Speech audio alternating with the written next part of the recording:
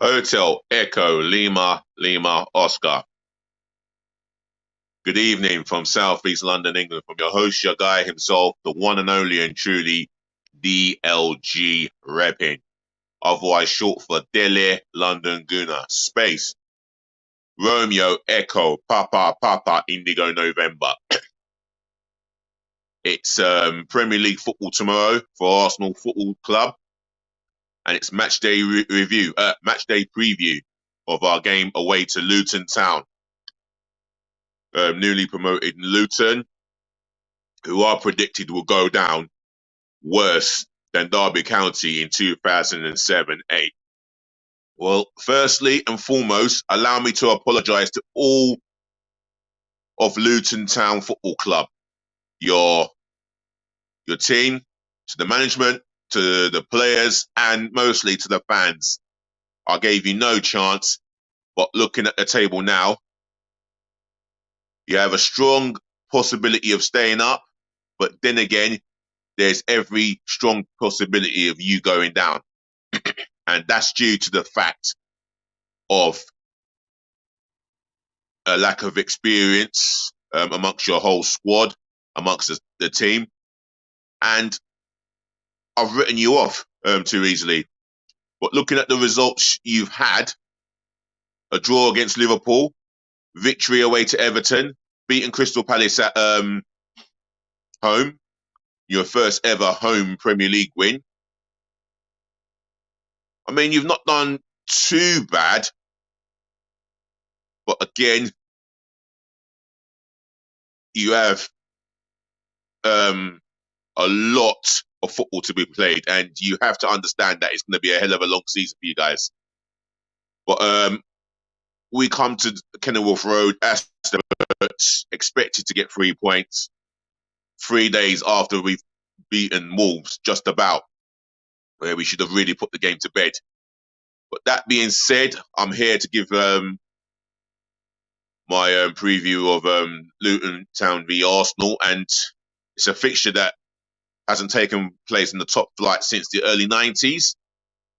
And correct me if I'm wrong, I think we went to Kenilworth Road, got a score draw, and it was the same game that Tony Adams was sent off, if my memory served me right. A young Tony Adams, such a long time ago. Look at how he turned out to be, a complete legend, Mr. Arsenal. One thing I will say about this game is we cannot underestimate Luton. I won't be underestimating Luton for starters. They're going to be in a relegation scrap for the majority of the season, and if they get something out of this game, then they will feel more happier than us. Anything less than 3 points for us is a disappointment. I do expect us to go into this game, go to Luton, and perform as if we're going to Kenilworth Road to get the 3 points and get out. And I mean get out sharpish. That being said, do show me love, joy, and respect by smashing the thumbs up like button for me, yeah? Smash the thumbs up like button in abundance for me, yeah? Make sure you do all of that, yeah? It helps the channel grow. Share this channel amongst your friends. Share this channel virally amongst your friends and your relatives. Share it all over the globe, yeah? And if you're watching me for the first time, allow me to say welcome on board, yeah, on this live stream. Make sure you share this channel virally all over the globe, yeah? Amongst your friends and your relatives, yeah? Welcome on board, as I've said. It doesn't matter what race you are, what religious background you're from, your culture. All is to be respected on this westernized channel. So share this channel amongst your friends and relatives and tell them to share it amongst their friends and relatives, yeah? On top of that, yeah, make sure you give me your thoughts of the game, your opinions, your views, what it feels like to be going to Luton Town on a Tuesday night away from home. I would love to have gone to this fixture, but sadly, it's fallen on a Tuesday night, and that's definitely a work night for me. If it'd been on a Saturday or Sunday, I would have been up for it. But there you go. I just possibly could get another opportunity next season if Luton are to stay up in the division, which I really highly doubt. But then again, yeah, give me your thoughts of the game score predictions. I'll say that we could win this by. I'm going to go a bit high, 3 to 4 clear goals with a clean sheet. What do you guys think of? What do you guys think at home or wherever you're watching? Leave it in the comment section below. Your score predictions, prediction of throw-ins, prediction of penalties via VAR. You know, leave it in the comment section below. And lastly, make sure you do subscribe to the channel. Yeah, smash the sub button for me, left, right, and center, gloriously but passionately, man. Let's get this subscribers numbers up, man. I could do with it for Christmas. As many as humanly possible. Possibly over 1,000 subscribers by the end of this month, beginning of the new year. Get subscribing. Smash the hell out of it. But also like, comment, share, as well as subscribe. Do all of that for me. Right. Without further ado, I'm going to go into my starting 11. Then I'm going to go into the 9 substitutions that I'll take with me as if I'm manager of Arsenal Football Club. And the formation I'm going with is a 4-3-3. It's the formation that has put us top of the Premier League at present. And I'm not on here to boast or to act as if we've won anything, because we've won nothing in November. We've won nothing in December. All the prizes go out in May. Anyway, in goal, in a 4-3-3, David Raya keeps his place in the team. There was nothing he could do about Cunha's goal. But again, his all-round action, his all-round performance has convinced me to keep him in between the sticks. And obviously, he is a little bit more superior than, or should I say, a little bit more competent than Aaron Ramsdale with the ball at his feet. David Raya in goal. Right, the back four, I'm going to make a slight change here. I'm going to go with, you know what? I'm going to go with Benjamin White at right back. I mean, he's link-up play with Bukayo Saka on the right-hand side. Absolutely brilliant. And defensively, he's as good as any right back in the division and deserves a place in the England squad for next year, in my humble opinion. So that's Benjamin White at right back. My centre-half pairing, well, you already know, the Rolls Royce of our defence, and maybe overall the best centre-half we've got at the club, William Saliba. For me, it's another game for him. We need our best players to perform, and I would still go with him. He's young. I believe he can play another 90 minutes of football, even after 72 hours after we've just played Wolves. William Saliba. His partner in crime, Gabriel dos Santos Magalhães. He starts on the left-hand side of the defence, left-footed. You know what you're going to get with Gabriel dos Santos Magalhães. Every challenge, he's not going to shy away. He's going to battle to win every challenge. He's going to battle to win every aerial duel in the air. He puts his body on the line, and he is starting to show me more and more every game why he is leading by example. And I love that. Gabriel dos Santos Magalhães alongside William Saliba. Simples. Left back, I'm going to go with Alexander Zinchenko. I think we need some control in this game. With Zinchenko inverting from left back to the midfield area, you just know that the intention is from him to help Arsenal control the game in the midfield. And he knows the role in midfield very well. Plays there for Ukraine instead of left back. Need I say any more? And he put in a magnificent performance up until the point where he lost the ball that cost us a goal in that game. But it was a consolation. We forget about that. We move on to tomorrow night. Right, the midfield three. In the pivot role of the midfield, in the important part of the area, sitting in between the defence. Declan Rice for me. What more can I say about this guy? I've run out of praises to dish out on him. The guy is phenomenal in terms of his engine, in terms of the energy he brings to the team. He's he's performing like £105 million club captain.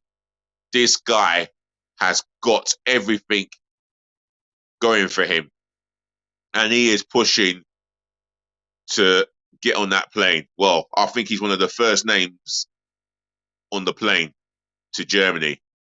The guy has there's no flawless in his performance. I think everything that he does controls the game. His passing distribution is on smoke. Runs the midfield for me, and he's going to be a key part. So Declan Rice starts in the midfield for me. On the left-hand side to him, Martin Odegaard, our club captain at present.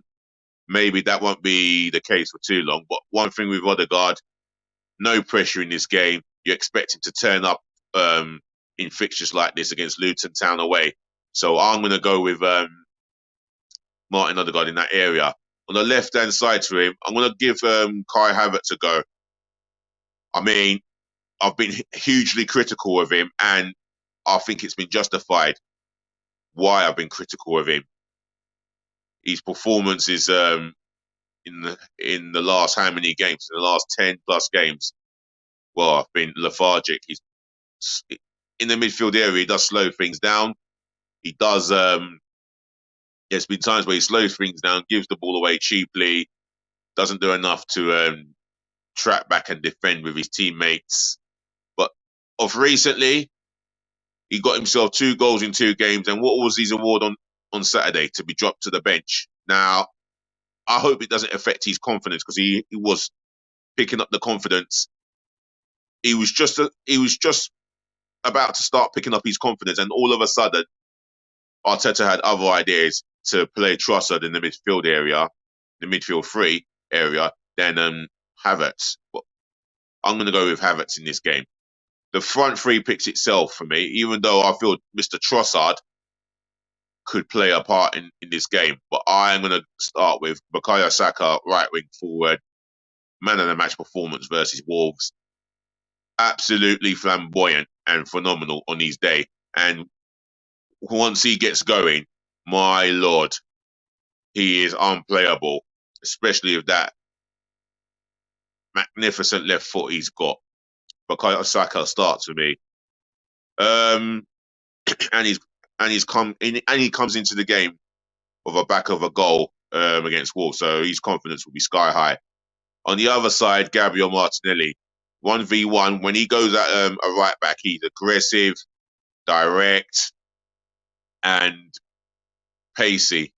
We need that. And obviously, going the other way, he does his best to trap back, give the left back support if necessary, and his all-round play is one of the reasons why he starts this game. He hasn't hit the dizzy heights of last season, but for me, he's starting to grow into the season a lot more, if I can put it that way. Up top, Gabriel Jesus. I mean, his strength is not scoring goals, but one thing it is his work rate and his tenacity all over the park is the reason why you start him. And if he can improve in the goals area, I'll tell you something here. We've got one hell of a top-class striker. Imagine if he adds goals to his game. We've got a hell of a top-class striker. But for me, he starts because I'm more convinced on him over Eddie Nketiah. Right, that's the starting 11 sorted. Now to the subs bench. Aaron Ramsdale has to take his place on the bench. Due to the fact that David Raya has been on fine form. He's made some really good saves of recent games. And Aaron Ramsdale has to prove to Arteta that he is worthy of being in the place, but he's got to prove to himself. He's got to show. He's got to make Arteta see that he's proven to himself that he can be Arsenal's number one again. But will he play for Arsenal again? That's another question. Right. Substitute number two, uh, Takahiro Tomiyasu. I mean, I think he's unlucky not to. Well, I would feel that he may be unlucky not to start this game, but he might start this game if Arteta feels that he's fit enough to play against Luton from the start. But I'm going to go Takahiro Tomiyasu on the bench for precautionary reason. He went down feeling maybe cramp in the calf, but he should be fine for the next fixture after Luton. Substitute number three, Jakub Kovia. Now, for me, there's a case to start him in the game at left back, but I feel that Arteta will go with Zinchenko just because of the control he wants in the game, and Zinchenko's got the complete ability to invert into the midfield, find space, and create space for himself to make sure Arsenal have that control in the midfield. So Jakub Kovia on the bench. Substitute number four. Why do I have to think about this? Yeah, because we haven't got enough depth in the defence. I mean, Jurgen Timber's injured, but possibly coming back January or February. Substitute number four. Who do I go for? Jorginho for me, in the midfield area. Now he's come in. He's done a reasonable job at best. Looks after the ball well. Can't criticise him for that. But not going to be a starter in the Arsenal's strongest midfield. So Jorginho takes his place on the bench. Substitute number five, Mohamed El Neni. Again, a good professional, does what it says on the tin, recycles the ball as safely as possible. And for me, he gets around the pitch all over. His fitness levels are really sky high. I'll give him that, but he will not be a starter of the game, not in my book. Substitute number six, Fabio Vieira was sent off against Burnley, and he's got another game to serve, and this is the Luton game. He won't be able to play any part, obviously, so he's unavailable. Substitute number six. Let me think this through. Who could we have here? Substitute number six, midfield area. Leandro Trossard. Yeah, definitely substitute number six for me. He could start this game he could start this game tomorrow. He's got the ability to unlock defences. He's two-footed.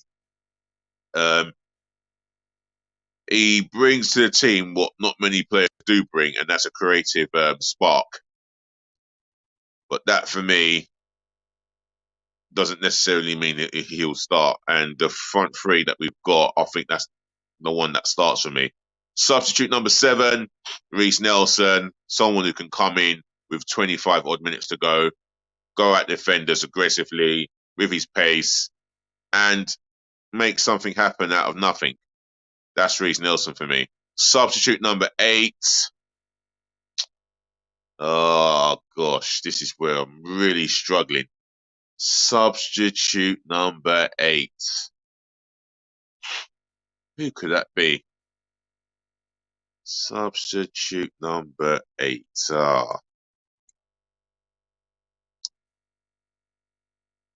I think I can think of someone in that area. I said, oh, goodness me. I am really struggling here.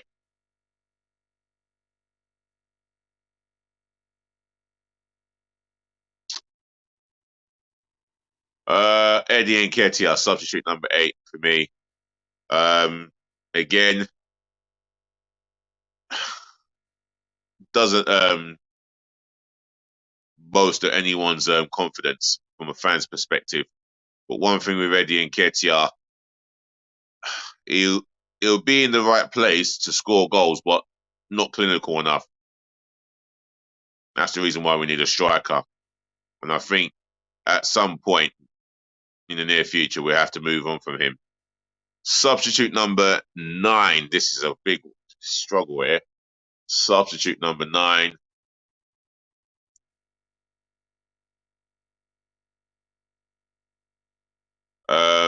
Kozia Dewberry. I feel that he's a young winger who's waiting for an opportunity at some point. No. Instead of Cosby Dewberry, I'm going to go with Ethan Waneri. I think this is his opportunity to at least take a claim on the bench. He's a young 15, 16-year-old attacking midfield talent, full of potential, as I've heard. And who knows when he's going to get his opportunity, but maybe not in the near future. So that's my 9 substitutions sorted. The starting 11 I've picked. If you've got any questions, etc., drop it in the comment section below. Until then, what a pleasure it is to do another match preview with you guys. I hope you've enjoyed the show. Until now, ladies and gentlemen, to the boys, to the girls, I do thank you for listening. Thank you for tuning in. Thank you for watching. And saving the best to last, I thank you so much for putting up with me, as you always do. More peace, more love, more blessings again. Do look after your friends. Do look after your families. And make sure you look after yourselves. As your host, your guy himself, the one and only and truly, we'll chat again, yeah? Please just remember to like, comment, share, and subscribe. And on top of that, yeah, do make sure that you're always nice. And I mean, be always nice. Cheers.